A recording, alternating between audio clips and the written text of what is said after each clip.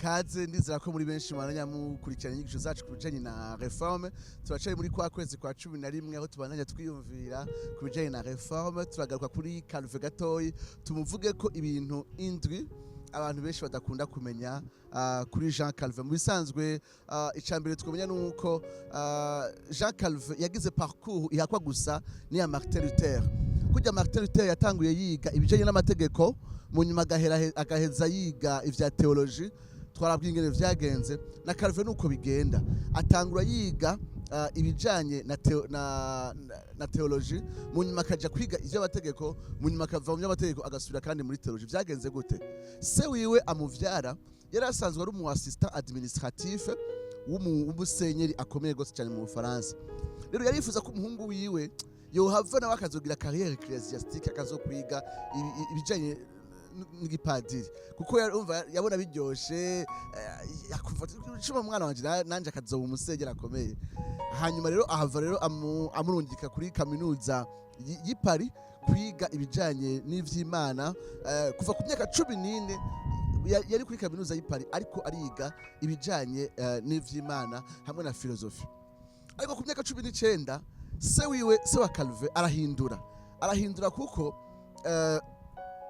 aza kubona umenga ishego rya Katolika ririmo ibibazo, ntacifuza ko umuhungu wiwe abandanya iyo kariyere y'igipadiri kuko yabona umenga birimo amahinyu. Acamubwira ati hagarika fuma wiga ivy'amategeko. Rero Calve acahagarika akaja kwiga ibijanye n'amategeko, akiga amategeko. Hanyuma se wiwe apfuye yaza yatagiye gukunda ivy'Imana. Se wapfuye yaciye yisubirira i Paris agenda gusubira kandi kwiga ibijanye n'ivy'Imana. Igihe agiye rero i Paris, asubiye i Paris kwiga ivy'Imana, akanatsindagira ibijanye n'amalangue classique na za ndimi z'Ikigiriki, z'Ikilatini, niho rero yaciye atangura guhura n'inyandiko za Erasme. Arahura atangura gusoma Bibiliya. Erasme yari yasubiyemo ya Jerome la Vulgate, yayisubiyemo. Babizi ko yari umuhinga mu Kigiriki, tuva tumuvugako. Arasoma yitonze, naho yahuye n'inyandiko za Martin Luther, kandi naho anahava anakizwa mu mwaka w'1533. Rero murumva yuko bafise ibintu basa na Martin Luther ku bijanye naho baciye ivyigwa by'amategeko n'ivyigwa vya theology. Ikintu cyashaka rero bakwiye kumenya, Calve yari mutoyi kuri Martin Luther. Calve nahari umureformateur, umureformateur de seconde génération, kuko igihe Martin Luther amanika vya byemezo 1995, Calve yari afise imyaka 8 gusa, karagahungu gato gose, ntiyaranabizi. Aza gukizwa hafi imyaka 15 reforme yaratanguye, niho Calve hava akizwa ku myaka 24. Rero uyu muhungu naho Imana ihava imukoresha warashaka agatsindagira reforme gusumba Martin Luther, yaje mu nyuma cyane. Igihe Martin Luther n'umuhinga n'igihangange Erasme bariko baraterana amajambo ku bijanye na theology, ku bijanye na libre arbitre, ico gihe Calve yagahungu gatoyi gusa k'imyaka 15. Ku buryo igihe Calve asohoye igitabo citwa Institution de la religion chrétienne, abantu benshi bazi nka Institute, ico gihe nta muntu yaramuhutse. Hari umwaka w'1536 abantu bose bariko barabaza ati mbega uyu we ninde. Ikindi cya gatatu dukwiye kumenya nuko igihe asohora Institution de la religion chrétienne yari muto gose, yafite imyaka 26, amaze imyaka 2 gusa akijijwe. Murashobora kwibaza, yandika igitabo kizava gihinduka gushika no munsi inyuma y'imyaka irenga 500. Calve igitabo ciwe kiracari urufatiro rw'inyigisho reforme kw'isi yose kumara ibinjira 5. Ico gitabo yacanditse afise gusa imyaka 26, amaze imyaka 2 akijijwe. Akicandika rero no munsi tuvuze ama institution ya Calve, abantu bacabona amatome angana gutyo. Ego kicandikwa cyari igitabo gito gose cyane, cyari gisoma amachapitre 6. Chapitre ya mbere yamera nk'usubiramwe za nyigisho zuko dutsindanishirizwa no kwizera gusa, ko akiza tugahabwa ku buntu nk'uko yari yavyigishijwe na Martin Luther. Uri ko akizwa kubera inyandiko za Martin Luther. Chapitre zikurikira yaciye yagura ibijanye n'ivyagezwe 10 decalogue, aravuga ivya notre père, igisabyo cyose aracagura, atsindagira ingere kitwigisha ubuzima bw'Ukristo bwa misi yose. Aravuga ibijanye navuze ivyaga 10 decalogue, aravuga ibijanye na le credo des apôtres, le symbole des apôtres, kwa kwizera kw'intumwa, aravuga ibijanye n'amasakramento. Ivyo bintu vyose amera nk'ubisubiramwo, amera nk'uvyagura mashapitre makeya.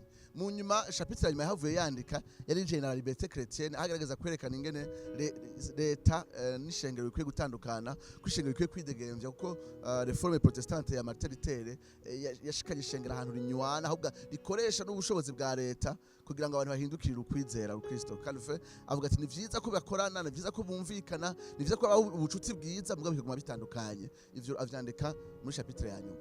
Aho ni muri 1536. Inyuma y'imyaka 3 gusa muri 1539 chapitre zitandatu zari zamaze guhinduka chapitre 17. Yagiye arahevisa ico gitabo agisubiramwo ku buryo inyuma y'imyaka 20 a 1559 ico gitabo caza kingana inshuro zitanu gusumba ingene cangana ubwa mbere. Ngira muca mutabura yuko naho yacanditse ari muto kandi ari mushasha mu gakiza, vyamusavye ubuzima bwiwe nka bwose imyaka irenga 20 ariko aragisubiramo kugira ngo azaramihisa ivyiyumviro, kuko murumva ko naho yarafise ubwenge buhanitse yari na muto mu gakiza, ariko kumara imyaka 20 yagiye arahevisa ama institution ku buryo no munsi ivyo dufise no munsi ntawo vuga ngo yavyanditse amaze imyaka 2 akijijwe, ahubwo imyaka 20 ariko arasubiramo za nyigisho nyene. Ico nico ikintu ca gatatu tukwiye kumenya. Kiki cya kabiri tukwiye kumenya kuri Calvin nuko yari umukozi gose cyane, yaranditse ibitabo vyinshi, amarticle menshi, ayishura makete menshi, ariko byose yabikora agwaye. Yakora yajya amasaha 4 gusa ku munsi ubuzima bwiwe bwose, akandika ibitabo, akategura inyigisho, yigisha kenshi cyane ku ishengero rya hari Geneve.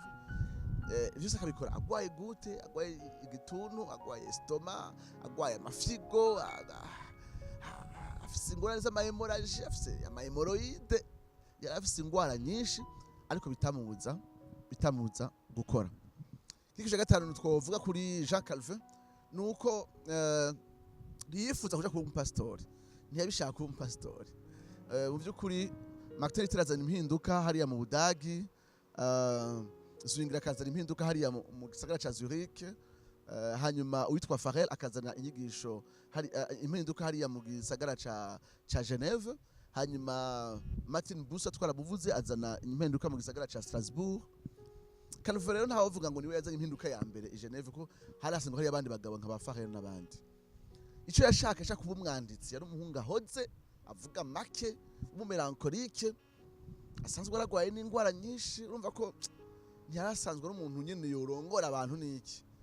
Ariko agiye i Strasbourg atekanye, ariko arafasha Martin Bucer kuzana impinduka hariya muri gisagara ca Strasbourg, abafasha gutunganya ivyo masengesho vya liturgie, ivyo guhimbaza.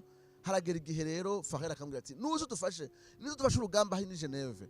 Aramubwira ati eka kuri je numva umuhamagaro wanje ari ukwandika ibitabo gusa.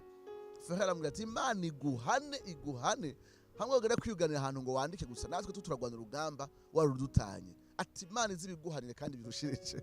Amaze kumva Farel amubwiye gutyo, yaciye agenda i Geneve, aho yavuye umupastori gushika indafa mu mwaka 1564. Ibindi bintu bibiri tuvuga tunyarutsa, iki ca gatandatu nuko ntiyashaka kubaka, ntiyashaka kugira mariage, abagenzi nibo bamugize ko pression, aramurondera n'umugore yitwa Idelete abona kubaka.